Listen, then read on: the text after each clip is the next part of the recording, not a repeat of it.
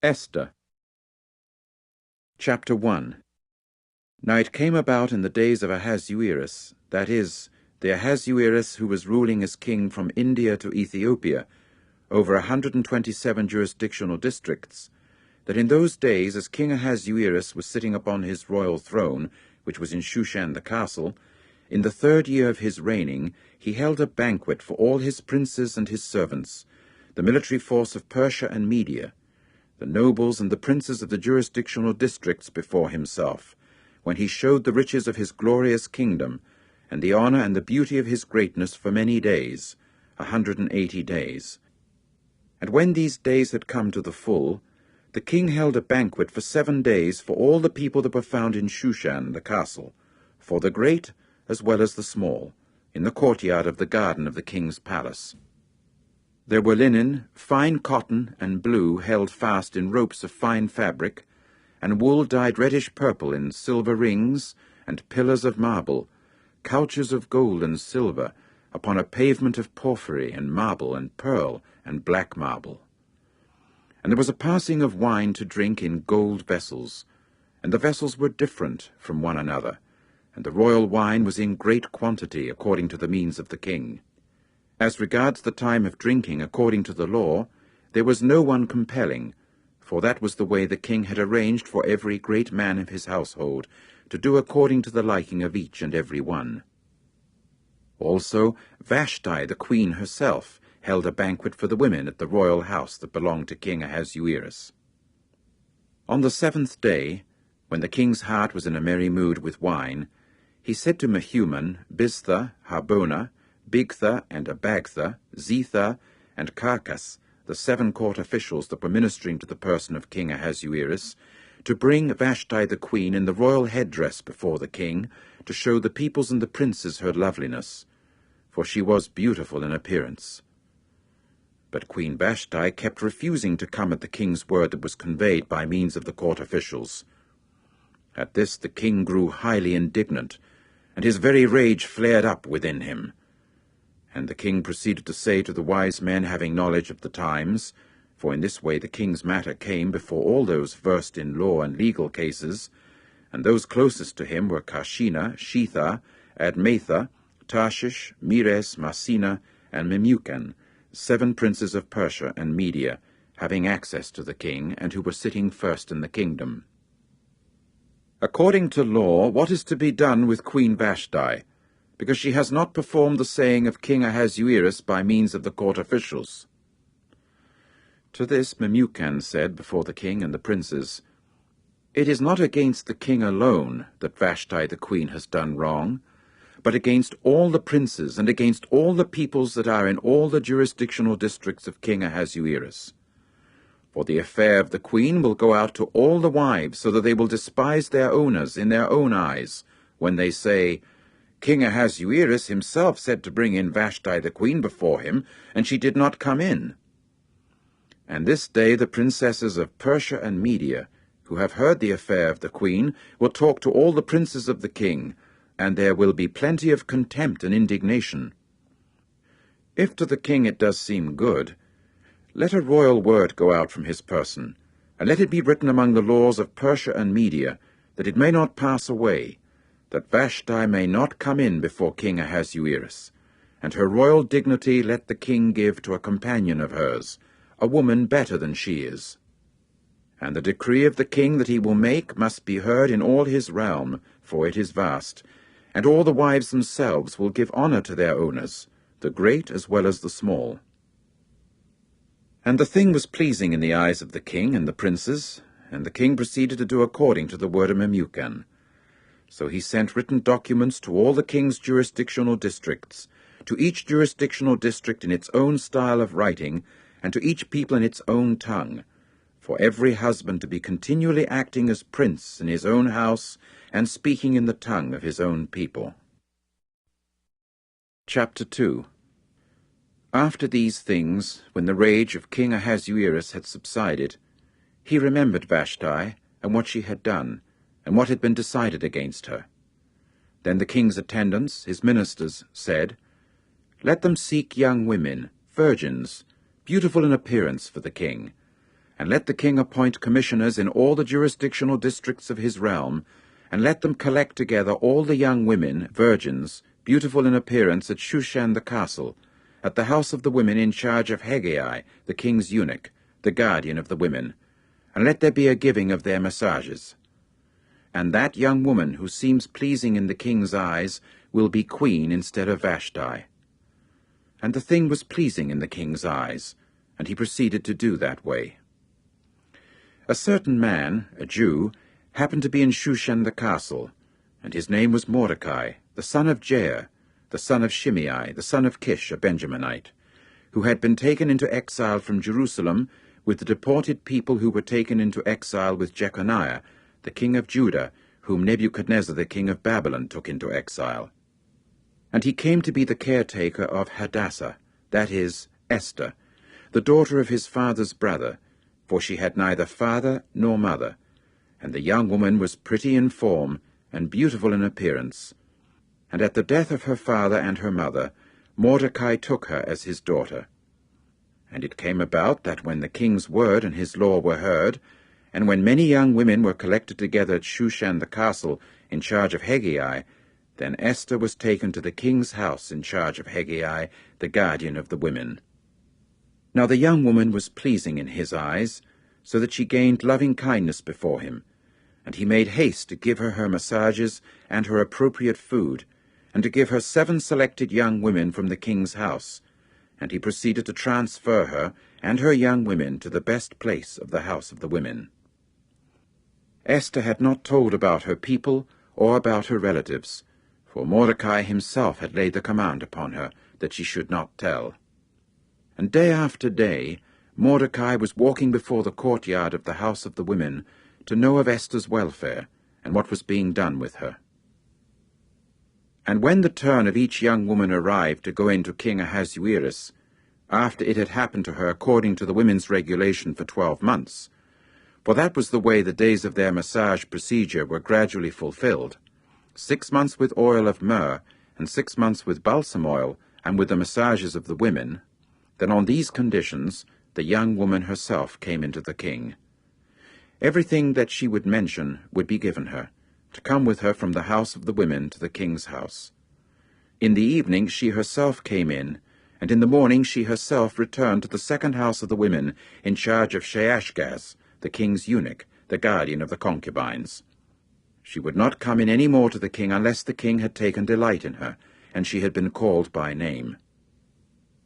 And when the turn of Esther, the daughter of Abihail, the uncle of Mordecai, whom he had taken as his daughter, arrived to come in to the king, she did not request anything except what Hegai, the king's eunuch, the guardian of the women, proceeded to mention. All the while Esther was continually gaining favor in the eyes of everyone seeing her. Then Esther was taken to King Ahasuerus at his royal house in the 10th month, that is, the month Tebeth, in the 7th year of his reign. And the king came to love Esther more than all the other women, so that she gained more favor and loving kindness before him than all the other virgins.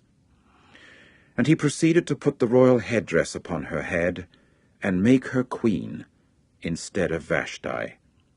And the king went on to hold a great banquet for all his princes and his servants, the banquet of Esther. And an amnesty for the jurisdictional districts he granted, and he kept giving presents according to the means of the king.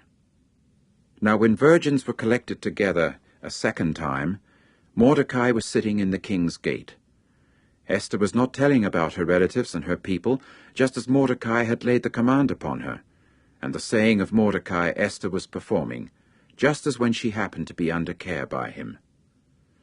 In those days, while Mordecai was sitting in the king's gate, Bigthan and Teresh, 2 court officials of the king, doorkeepers, became indignant, and kept seeking to lay hand on King Ahasuerus.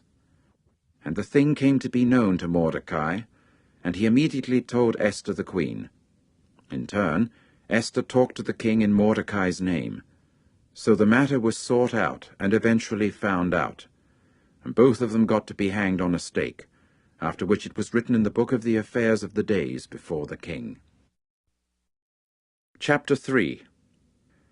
After these things, King Ahasuerus magnified Haman the son of Hammedatha the Agagite, and proceeded to exalt him, and to put his throne above all the other princes that were with him. And all the king's servants that were in the king's gate were bowing low, and prostrating themselves to Haman, for so the king had commanded respecting him. But as for Mordecai, he would neither bow low nor prostrate himself. And the king's servants who were in the king's gate began to say to Mordecai, "Why are you sidestepping the king's commandment?" And it came about that as they talked to him day by day, and he did not listen to them, then they told Haman to see whether Mordecai's affairs would stand, for he had told them that he was a Jew. Now Haman kept seeing that Mordecai was not bowing low and prostrating himself to him, and Haman became filled with rage.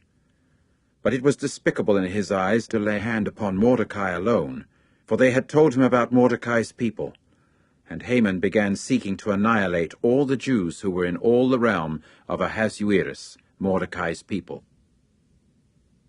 In the 1st month, that is, the month Nisan, in the 12th year of King Ahasuerus, someone cast pur, that is, the lot, before Haman from day to day and from month to month, to the 12th, that is, the month Adar. And Haman proceeded to say to King Ahasuerus, "There is one certain people scattered and separated among the peoples in all the jurisdictional districts of your realm, and their laws are different from all other peoples, and the king's own laws they are not performing, and for the king it is not appropriate to let them alone.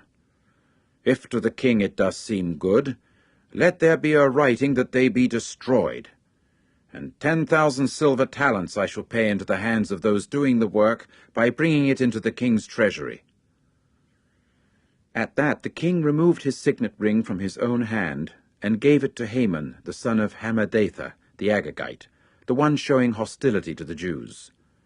And the king went on to say to Haman, "The silver is given to you, also the people, to do with them according to what is good in your own eyes."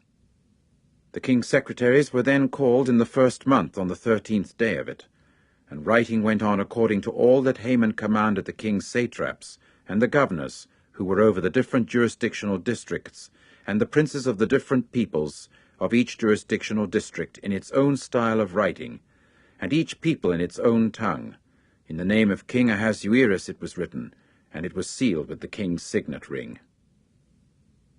And there was a sending of the letters by means of couriers to all the king's jurisdictional districts, to annihilate, to kill, and to destroy all the Jews, young man as well as old man, little ones and women, on one day, on the 13th day of the 12th month, that is the month Adar, and to plunder the spoil of them. A copy of the writing to be given as law in all the different jurisdictional districts was being published to all the peoples, for them to become ready for this day. The couriers themselves went out, being moved to speed because of the king's word, and the law itself was given in Shushan the castle. As for the king and Haman, they sat down to drink, but as for the city of Shushan, it was in confusion. Chapter 4. And Mordecai himself got knowledge of everything that had been done. And Mordecai proceeded to rip his garments apart, and put on sackcloth and ashes, and go out into the middle of the city, and cry out with a loud and bitter outcry. Finally, he came as far as in front of the king's gate, for no one was to come into the king's gate in clothing of sackcloth. And in all the different jurisdictional districts, wherever the king's word and his law were reaching, there was great mourning among the Jews, and fasting and weeping and wailing. Sackcloth and ashes themselves came to be spread out as a couch for many. And Esther's young women and her eunuchs began to come in and tell her, and the queen was very much pained.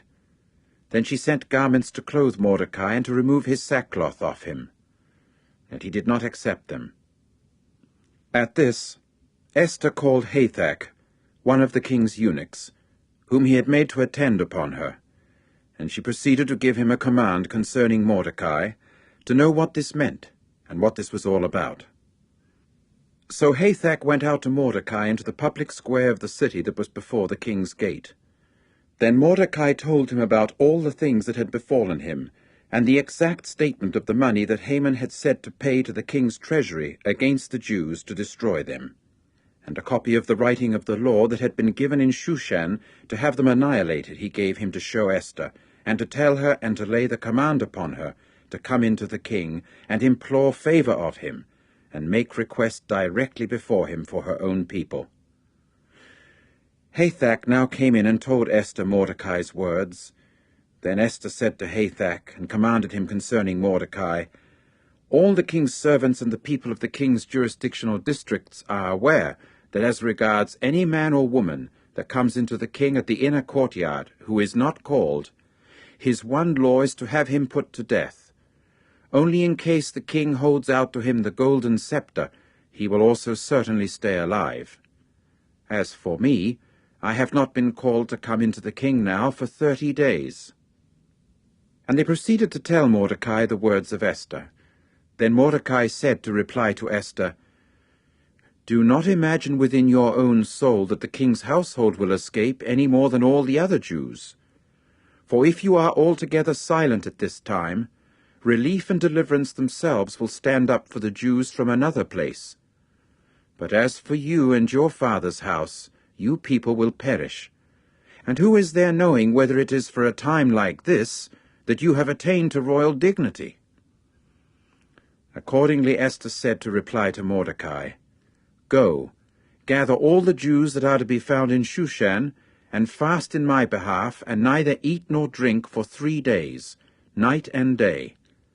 I too, with my young women, I shall fast likewise. And upon that I shall come into the king, which is not according to the law, and in case I must perish, I must perish." At this Mordecai passed along, and proceeded to do according to all that Esther had laid in command upon him. Chapter 5. And it came about on the 3rd day that Esther went dressing up royally. After which she took her stand in the inner courtyard of the king's house opposite the king's house, while the king was sitting on his royal throne in the royal house, opposite the entrance of the house. And it came about that as soon as the king saw Esther the queen standing in the courtyard, she gained favor in his eyes, so that the king held out to Esther the golden scepter that was in his hand. Esther now came near and touched the top of the scepter. Then the king said to her, "What do you have, O Esther the queen, and what is your request? To the half of the kingship let it even be given to you." In turn Esther said, "If to the king it does seem good, let the king with Haman come today to the banquet that I have made for him." Accordingly the king said, "You men, have Haman act quickly on the word of Esther." Later the king and Haman came to the banquet that Esther had made. In time the king said to Esther during the banquet of wine, "What is your petition? Let it even be granted you. And what is your request? To the half of the kingship let it even be done." To this Esther answered and said, "My petition and my request is, if I have found favor in the king's eyes, and if to the king it does seem good to grant my petition and to act on my request, let the king and Haman come to the banquet that I shall hold for them tomorrow, and tomorrow I shall do according to the king's word." Consequently, Haman went out on that day joyful and merry of heart. But as soon as Haman saw Mordecai in the king's gate, and that he did not rise and did not quake on account of him, Haman was immediately filled with rage against Mordecai. However, Haman kept control of himself and came into his house. Then he sent and had his friends and Zeresh his wife brought in, and Haman proceeded to declare to them the glory of his riches, and the large number of his sons, and everything with which the king had magnified him, and how he had exalted him over the princes and the servants of the king. And Haman went on to say, "What is more, Esther the queen brought in with the king to the banquet that she had made no one but me, and tomorrow also I am invited to her with the king. But all this, none of it suits me, as long as I am seeing Mordecai the Jew sitting in the king's gate." At that Zeresh his wife and all his friends said to him, "Let them make a stake 50 cubits high. Then in the morning say to the king that they should hang Mordecai on it. Then go in with the king to the banquet joyful." So the thing seemed good before Haman, and he proceeded to have the stake made. Chapter 6. During that night, the king's sleep fled. Therefore he said to bring the book of the records of the affairs of the times. Thus there came to be a reading of them before the king. At length there was found written what Mordecai had reported concerning Bigthana and Teresh, 2 court officials of the king, doorkeepers, who had sought to lay hand on King Ahasuerus. And then the king said, "What honor and great thing has been done to Mordecai for this?" To this the king's attendants, his ministers, said, "Nothing has been done with him." Later the king said, "Who is in the courtyard?" Now Haman himself had come into the outer courtyard of the king's house to say to the king to hang Mordecai on the stake that he had prepared for him. Accordingly the king's attendant said to him, "Here is Haman standing in the courtyard." So the king said, "Let him come in." When Haman came in, the king proceeded to say to him, "What is to be done to the man in whose honor the king himself has taken a delight?" At this Haman said in his heart, "To whom would the king take delight in rendering an honor more than me?" So Haman said to the king, "As for the man in whose honor the king himself has taken a delight, let them bring royal apparel with which the king does clothe himself, and a horse upon which the king does ride, and on the head of which the royal headdress has been put. And let there be a putting of the apparel and the horse into the charge of one of the king's noble princes, and they must clothe the man in whose honor the king himself has taken a delight, and they must make him ride on the horse in the public square of the city, and they must call out before him, 'This is how it is done to the man in whose honor the king himself has taken a delight.'" At once the king said to Haman, "Quickly, take the apparel and the horse, just as you have said, and do that way to Mordecai the Jew, who is sitting in the king's gate. Do not let anything go unfulfilled of all that you have spoken."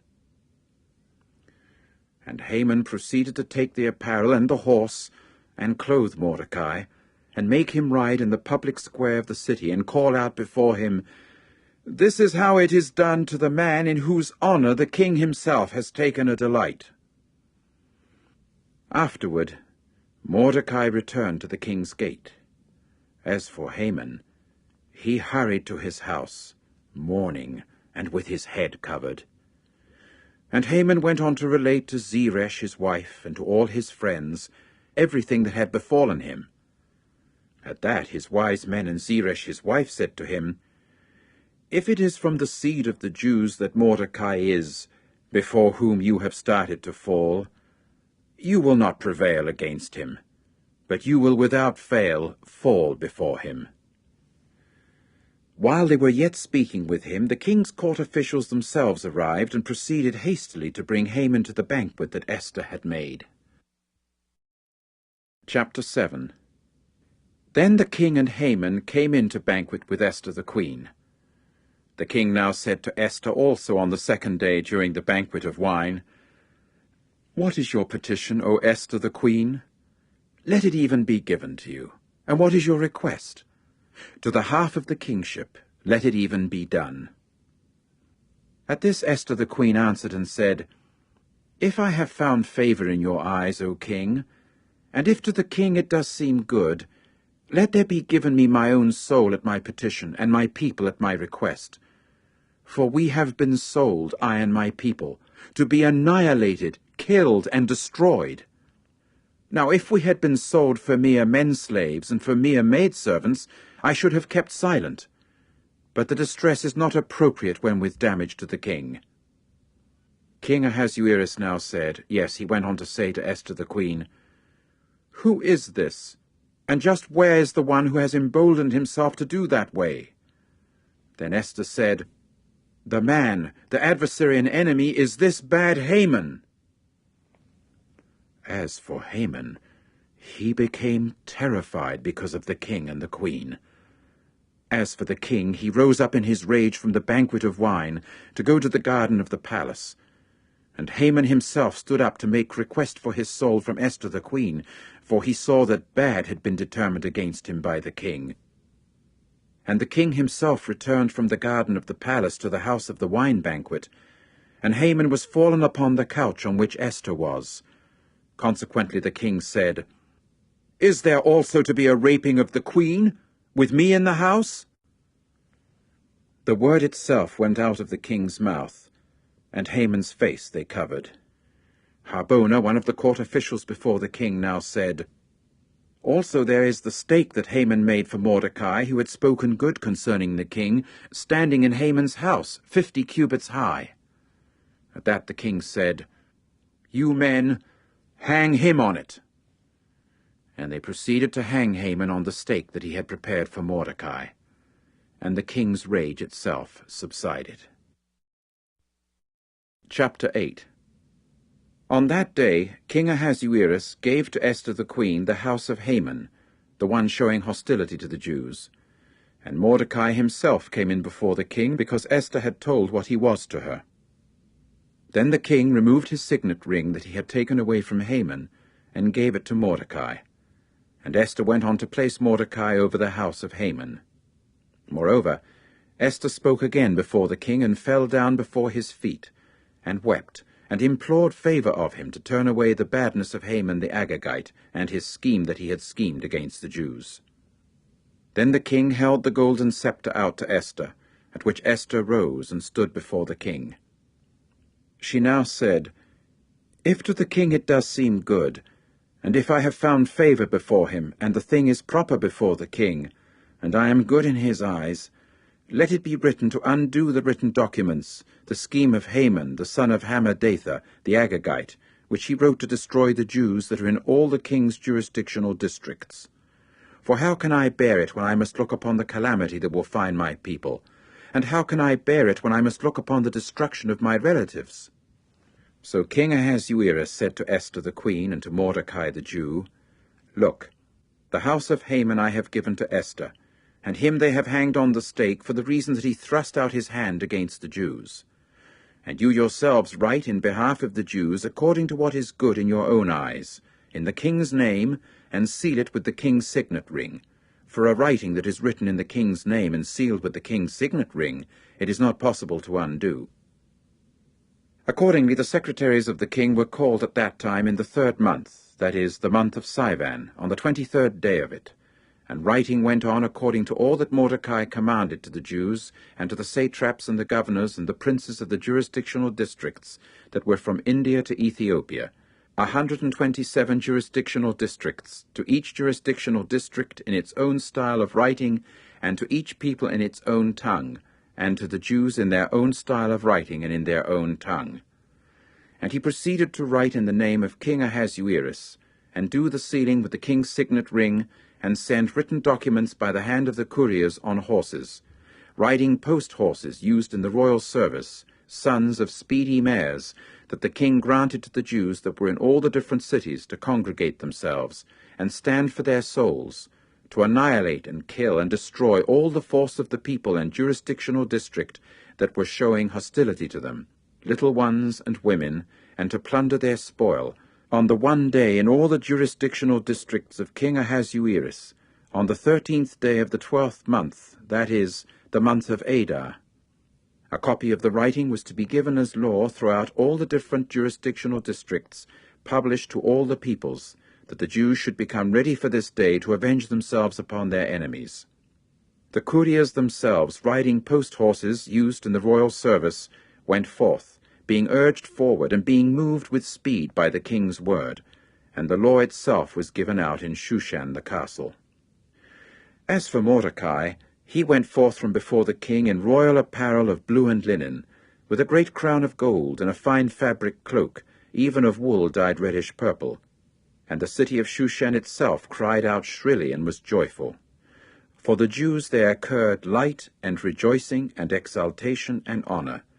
And in all the different jurisdictional districts, and in all the different cities, Wherever the word of the king and his law were reaching, there were rejoicing and exultation for the Jews, a banquet and a good day. And many of the peoples of the land were declaring themselves Jews, for the dread of the Jews had fallen upon them. Chapter 9.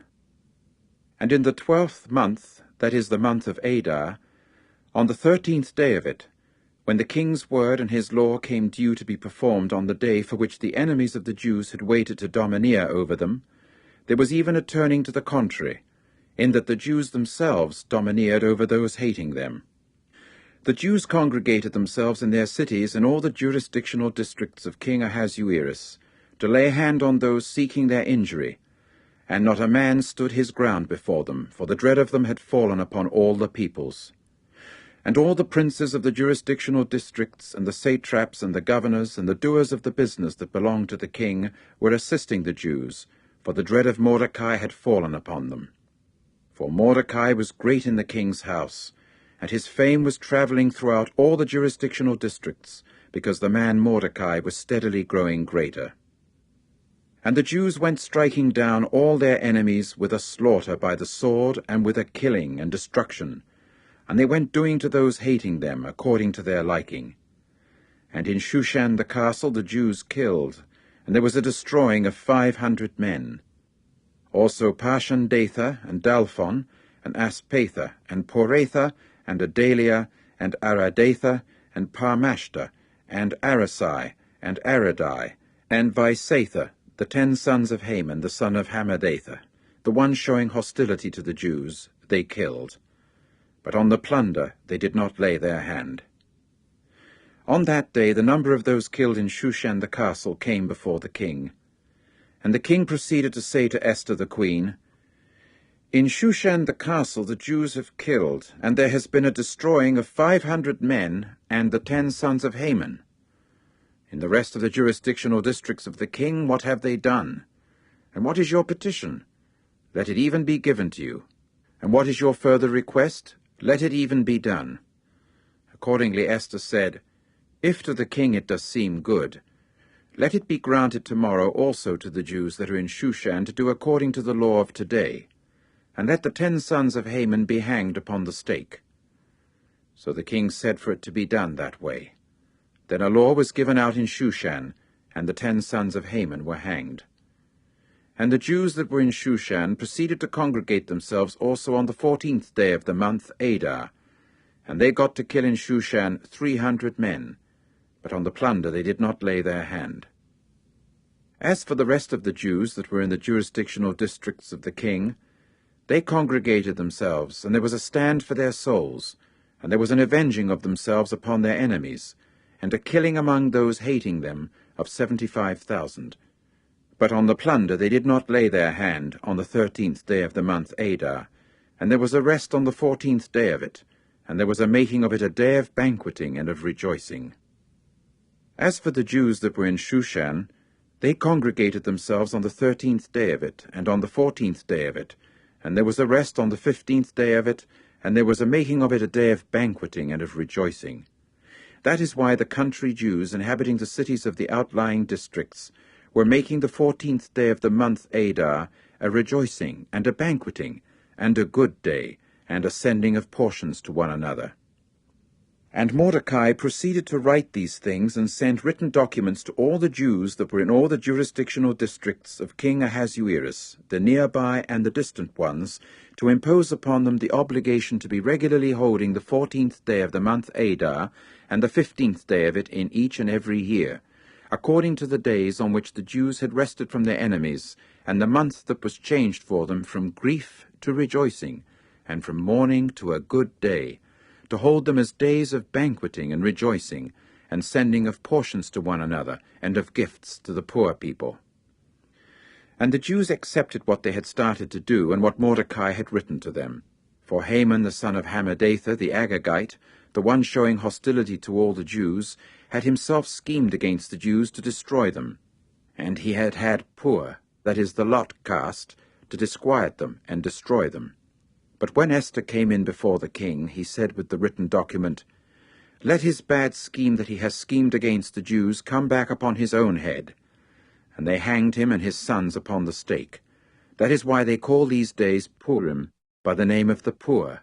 That is why, according to all the words of this letter, and what they had seen as to this, and what had come upon them, the Jews impose and accepted upon themselves and upon their offspring, and upon all those joining themselves to them, that it should not pass away the obligation to be regularly holding these 2 days, according to what was written concerning them, and according to their appointed time in each and every year. And these days were to be remembered and held in each and every generation, each family, each jurisdictional district, and each city, and these days of Purim themselves should not pass away from the midst of the Jews, and the commemoration itself of them not come to an end among their offspring. And Esther the queen, the daughter of Abihail, and Mordecai the Jew, proceeded to write with all forcefulness to confirm this second letter concerning Purim. Then he sent written documents to all the Jews in the 127 jurisdictional districts, the realm of Ahasuerus, in words of peace and truth, to confirm these days of Purim at their appointed times, just as Mordecai the Jew and Esther the queen had imposed upon them, and just as they had imposed upon their own soul and upon their offspring, the matters of the fasts and their cry for aid. And the very saying of Esther confirmed these matters of Purim, and it was written down in a book. Chapter 10. And King Ahasuerus proceeded to lay forced labor upon the land and the isles of the sea. As for all his energetic work and his mightiness, and the exact statement of Mordecai's greatness, with which the king magnified him, are they not written in the book of the affairs of the times of the kings of Media and Persia? For Mordecai the Jew was second to King Ahasuerus, and was great among the Jews, and approved by the multitude of his brothers, working for the good of his people, and speaking peace to all their offspring.